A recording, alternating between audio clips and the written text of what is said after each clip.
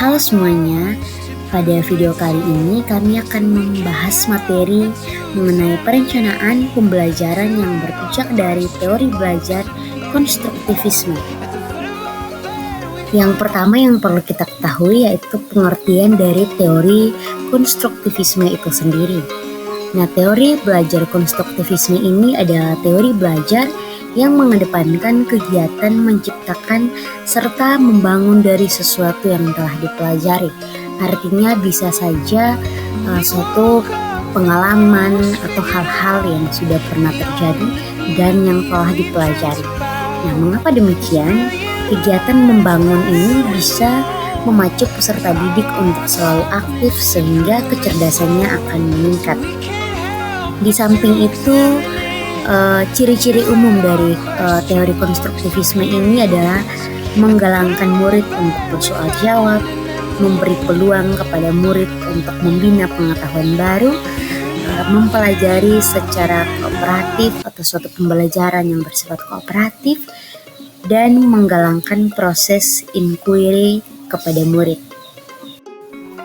Setelah kita mengetahui tentang pengertian dari teori belajar konstruktivisme, yang kedua yang perlu kita ketahui yaitu ciri-ciri belajar dari konstruktivisme itu sendiri.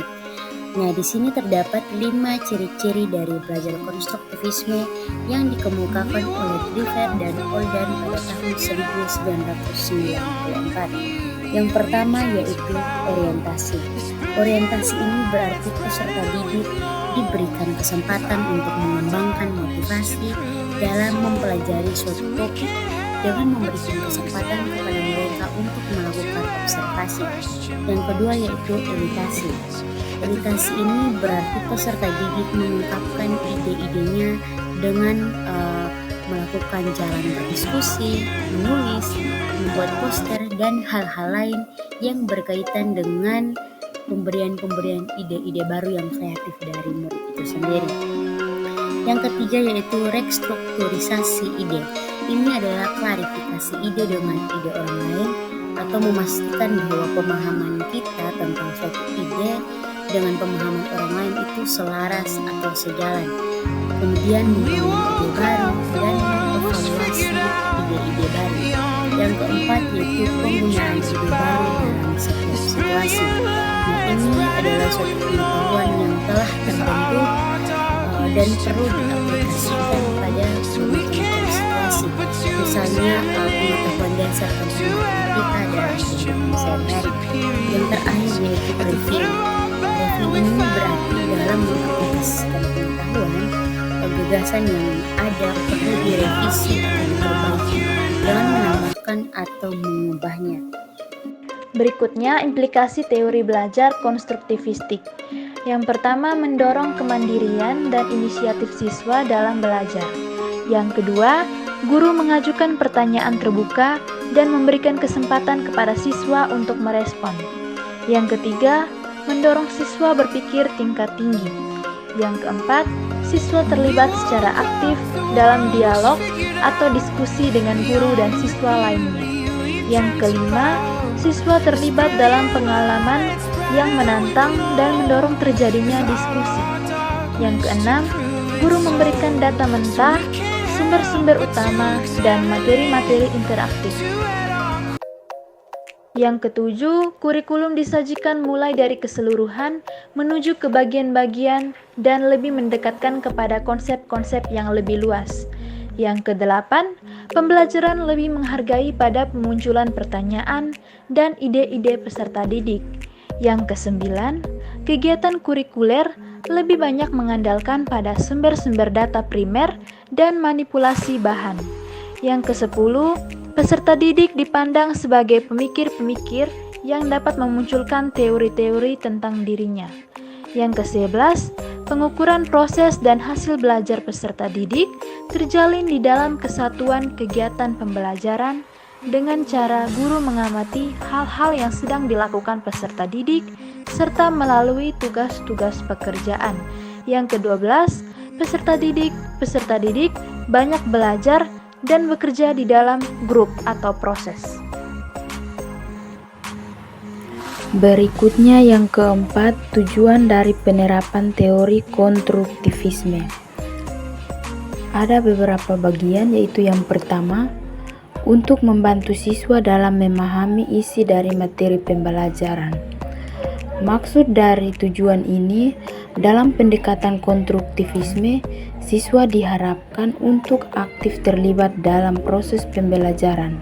Mereka diberi kesempatan untuk membangun pemahaman mereka sendiri tentang materi dengan bantuan bahan ajar, interaksi dengan guru dan teman sebaya, serta pengalaman praktis.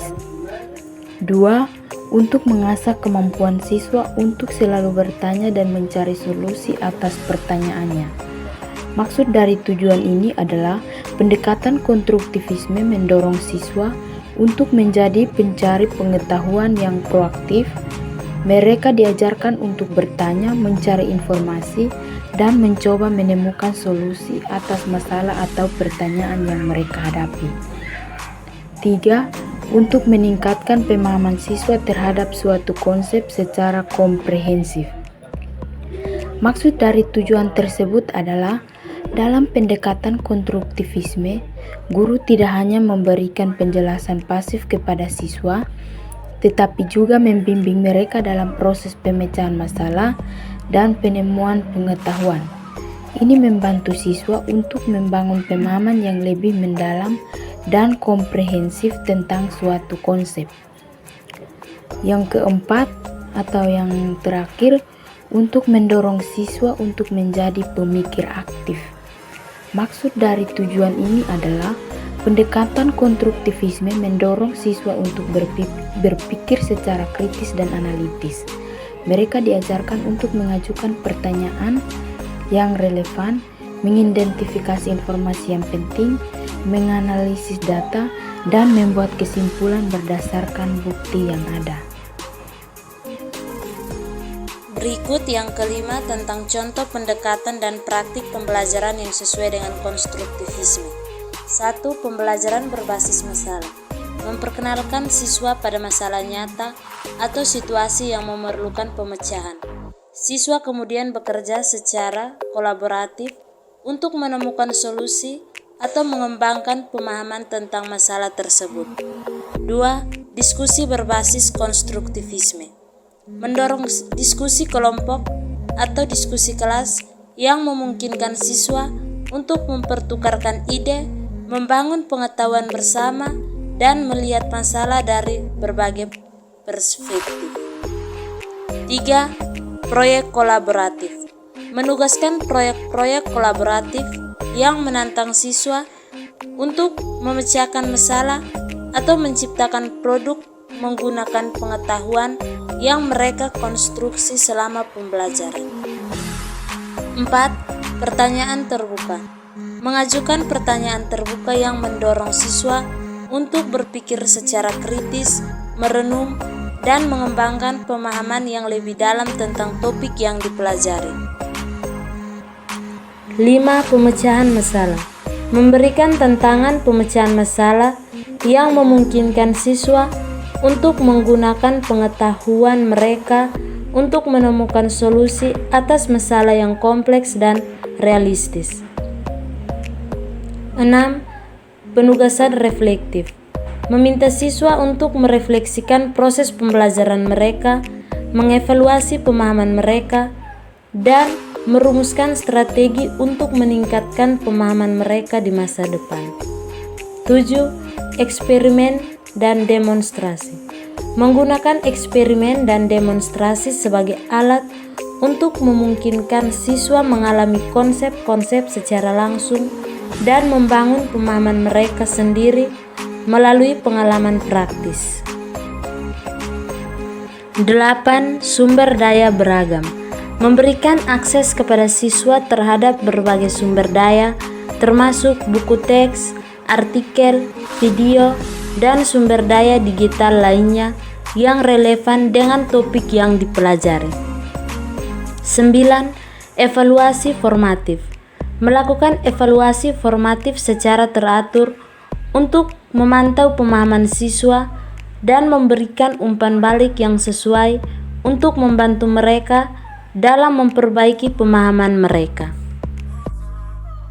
Materi yang keenam yaitu keunggulan teori belajar konstruktivisme. Menurut Jasumayanti 2013, teori belajar konstruktivisme memiliki beberapa kelebihan dan kekurangan. Kelebihan teori belajar konstruktivisme yaitu yang pertama, melatih siswa supaya menjadi pribadi yang mandiri dan mampu memecahkan masalah.